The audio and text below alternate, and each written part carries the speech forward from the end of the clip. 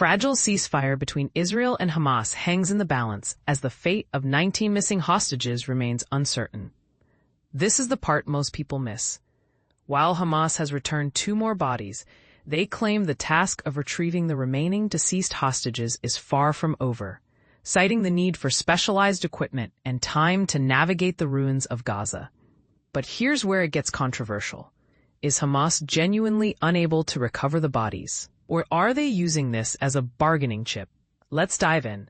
In a recent development, Hamas announced the handover of 2 additional Israeli hostages' bodies as part of the U.S.-brokered ceasefire agreement.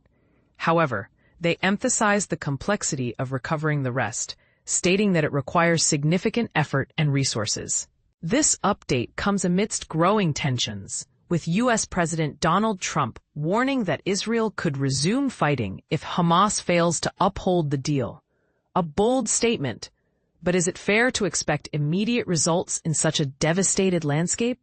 The Israeli Prime Minister's office confirmed receiving the coffins via the Red Cross, urging the public to await official identification before drawing conclusions.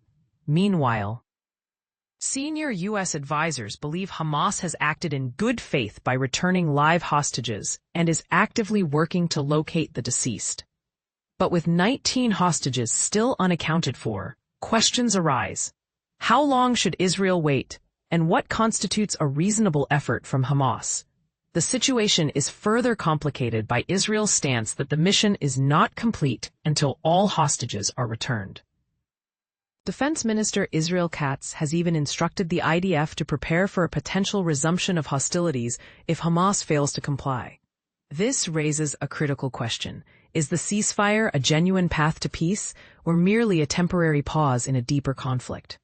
Adding to the complexity, UN humanitarian chief Tom Fletcher urged Israel to open all crossings into Gaza for humanitarian aid as stipulated in the ceasefire plan. He also called on Hamas to make strenuous efforts to return all deceased hostages' bodies. However, residents in Gaza report skyrocketing food prices as traders hoard supplies, fearing the war's resumption. Are these economic pressures a sign of distrust in the ceasefire, or a natural response to years of instability? As the world watches, the U.S. is working to create safe spaces for Gazans and plans for long-term reconstruction, though the future of Hamas governance remains uncertain. But here's the real question.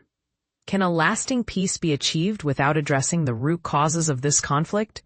And what role should the international community play in ensuring accountability and justice? What are your thoughts? Do you believe Hamas is doing enough, or is Israel justified in its demands? Let's spark a conversation in the comments below.